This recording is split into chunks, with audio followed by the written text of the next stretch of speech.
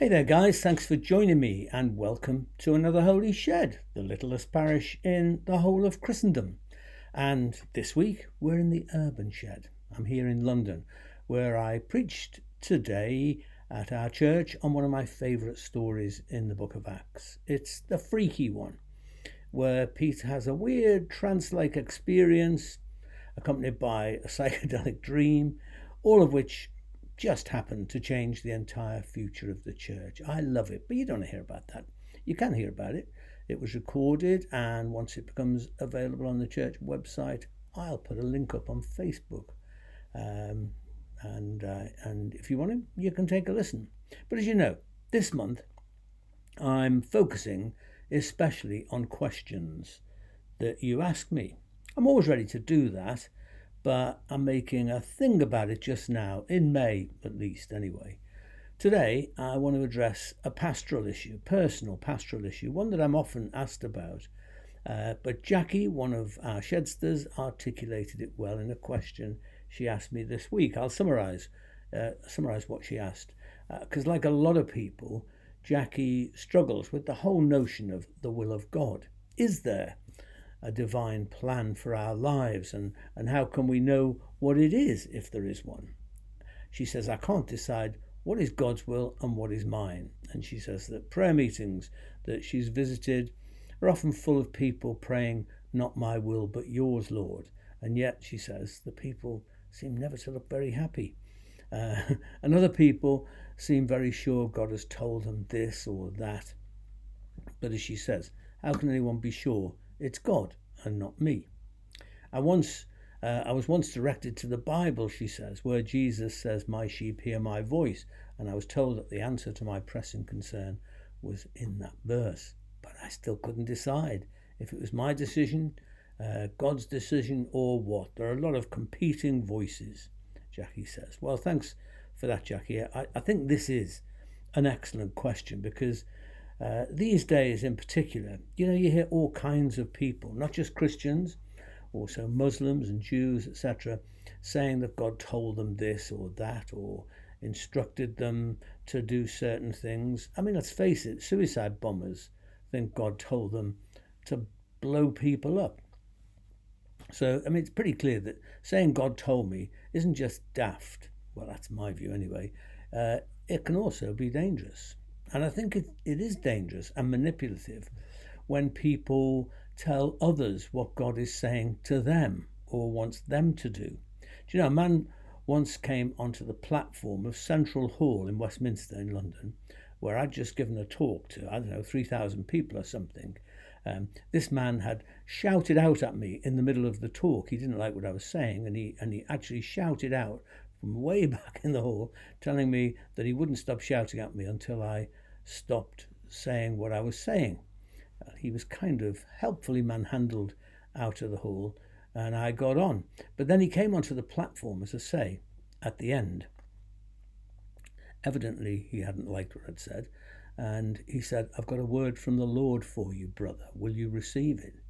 So I said, absolutely not. Which made him look a little bit shocked. He said, you can't say that. God wants to tell you something. Well, first of all, I replied, I don't find God speaks to me like that.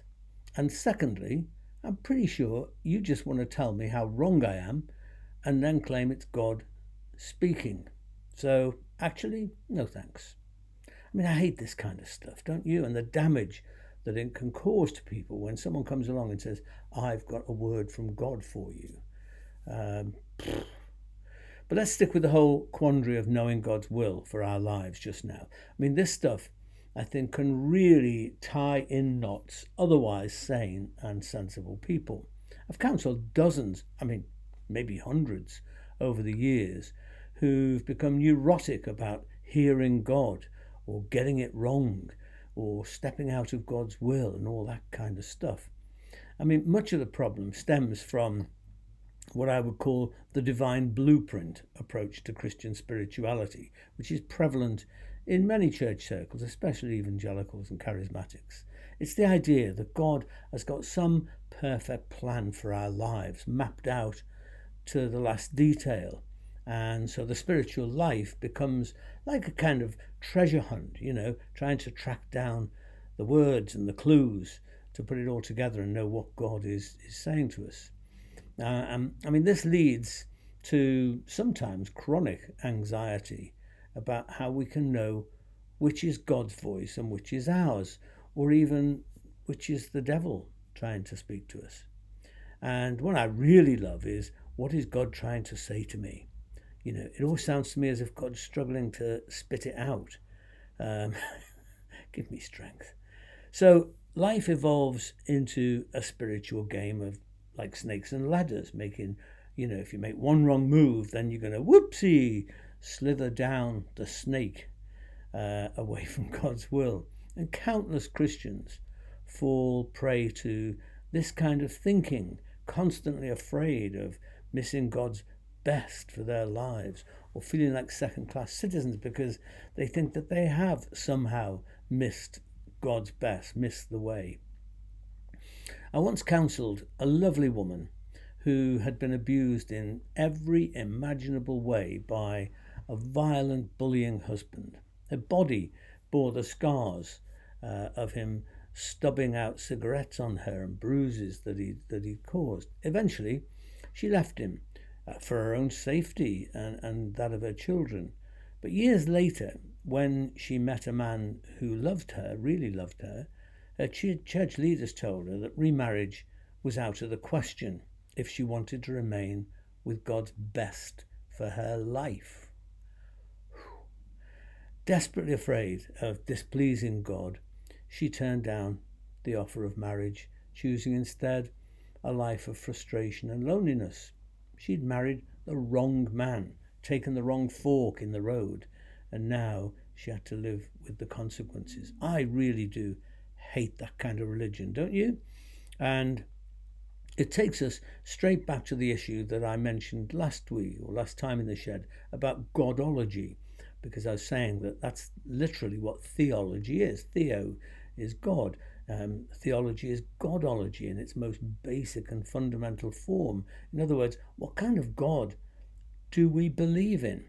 Because in the end, everything depends on how we picture God.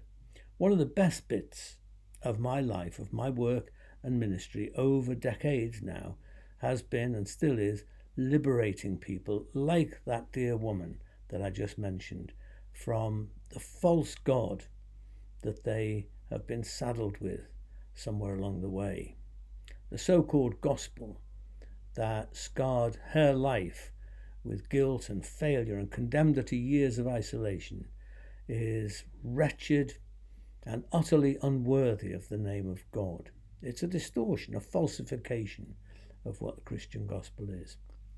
And yet, sadly, it's what many people live with and are told about in, hundreds of grim sermons.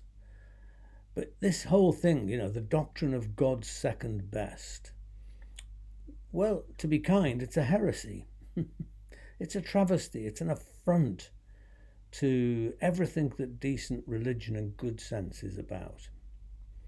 In my youth, when my girlfriend, now wife, Pat, when we became pregnant, before we were married, I was 19. And, at the time I believed that I had a future ministry, which I now thought I'd destroyed and thrown away. I was now doomed to God's second best for my life. But a wise and wonderful and gracious man, my then spiritual mentor, told me this. He said, "Davy boy, when your heart is toward God, even your transgressions become blessings." Well, looking back, I don't really think of what we did as sin or transgression. It was more overexcitement, really. But his words went straight into my heart from the God of all grace, all of which is why grace and unconditional love have remained my dominant experience of God and my main theme for these decades. Oh, and by the way, the so-called transgression did indeed become, as he said, the blessing of our life, our adorable Jenny, without whom the world would be a darker and sadder place. Mr. North, the man in question, I never dared to call him Wally, which was his name, but no one called him that. Basically, he redeemed my life from the condemnation and guilt that others were putting upon me and helped me to become who I am today. I basically owe it all to Wally North. See, God is the lover of our souls, not some Jobsworth religious functionary who goes about scrutinizing our lives to see what we're getting wrong, where we're putting a foot wrong. I mean, of course, there are forks in the road, choices to be made along the way, and some choices that we make are a lot better than others. But here's the good news. God owns all the forking roads, not just the right ones. He owns all of the forking roads. It's not our choices, good or bad, that matter in life. It's God's commitment to us in life, come what may. But surely some roads are just wrong, someone will say. And of course, some roads are more bumpy, more challenging, less resourceful, downright selfish or immoral. But God owns all of them and will liberate and redeem us from the guilt of bad choices, just like the prodigal son discovered when he encountered grace at the bottom of a pig trough. C.S. Lewis once said that God uses all the wrong roads to get us to the right places. You see, I think most of us stumble into grace, as Emmylou Harris puts it in one of her songs. I think it's the title of an album, actually, Stumble into Grace. I love that because that's kind of the story of my life. I've stumbled into grace over and over again. But fortunately, grace is so massive and colossal and universal that you can't help but fall into it. Faithful Christian living, I think, has nothing to do with following some divine blueprint for our lives. You know, is this the right house for us? Is this the right person for me to be with? What's the right job for me? All those kind of things ad nauseum. And also, faithful living does not mean being perfect, never screwing up. Because you know what? We all screw up. It's about picking ourselves up, opening ourselves to life and to God. Take a deep breath and live is what it's all about. There's a popular theological assumption, I'm sure you know about it, that God presides over everything in the world like a ruling monarch in the sky, ordering all that happens according to some divine master plan, which I have to say sounds to me less like the God that I know and more like a cosmic control freak. I much prefer the image Jesus gave us of a loving parent. When he taught us to pray our Father, the word Father is Abba. It's a term of affection, not a formal kind of parental thing. And I prefer this image of God as a loving, warm parent who grants their children the freedom to be, always there, guiding, prompting, and luring them into better ways and offering support, but never dictating what they must do or coercing them into, a predetermined plan of the parents. Parents having plans for their kids and then trying to impose them upon them never really works out well, does it? So, when faced with life decisions, the issue isn't what should I do, but really the issue is who shall I be? Who do I wish to be? What kind of person do I wish to be? And how might that help then to determine the choices in life that I'm facing up to? So first and foremost, it's not about what, but who. Who do I want to be in life? And, the will of God is for us to be certain kinds of people, a certain kind of person.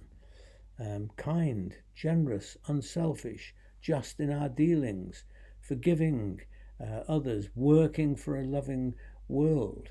The will of God is not some mysterious blueprint that we need to decipher and be sure to get just right. No, it's about striving to be a particular kind of person in any or all circumstances, someone open and responsive to God, to the spirit of life and love. To me, the object of my life, the destination I try to move toward, isn't about following some detailed divine plan that I'm deciphering for my life. It's about being a person that, in the best sense, I can feel proud of being, not because I'm perfect, but because I've tried, and I do try, to live with integrity before God, so that whenever I get it wrong, which I do, we all do, I try to look around and ask, what's the best way for me to get back on track? What's the best way for me to get back on track of being who I wish to be in this world? Speaking about that bit, the bit in Psalm 23 where it says he leads me in right paths, which is one of those texts that's sometimes used to sort of give this idea of finding the will of God. Speaking about that text, Rabbi Harold Kushner, he explains that the term right paths in Hebrew literally means roundabout ways that end up in the right direction. My goodness, I haven't seen that in any translation I've got, but I love it. He says it means roundabout ways that end up in the right direction. That sounds pretty much like life for me. So right path isn't, this job or that job, this partner or that partner, or this choice or that choice. But what is the right path in order for me to be the kind of person I most wish to be? In terms of the details or circumstances of life, this or that, the reality is God's down all the roads, all the possible circumstances of life.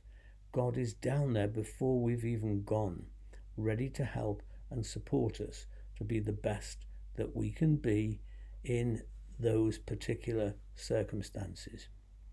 So being a follower of Jesus isn't about trying to decipher a divine master plan for us. It's about following his way of being in the world.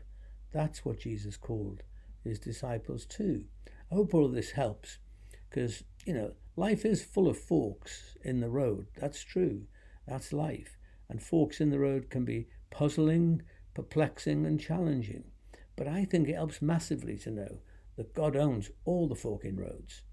And the question when we choose one is not, did I choose the right one? Did I get this right? But who will I choose to be now that I am here on this road?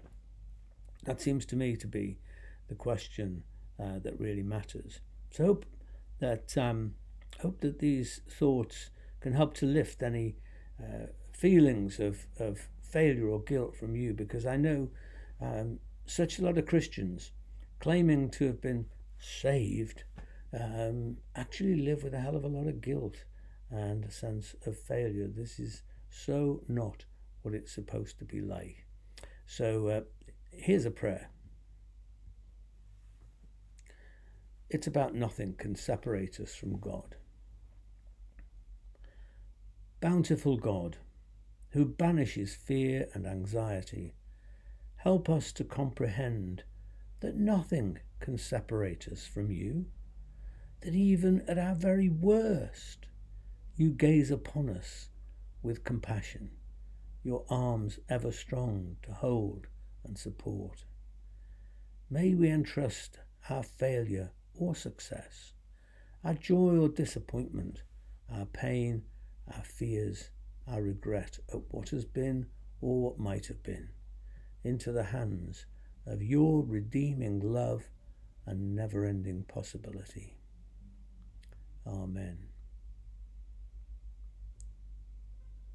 Just take a look at those words.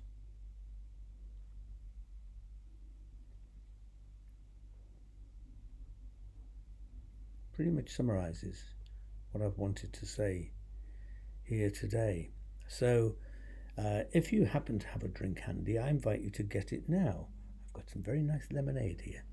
And I'd like to propose a toast to the God who, like a wise parent, sets his children free, sets us free to make mistakes and sometimes get things right, and who is always there to support and help us to be the best that we can, whatever the circumstances. To God's life, to life, L'chaim.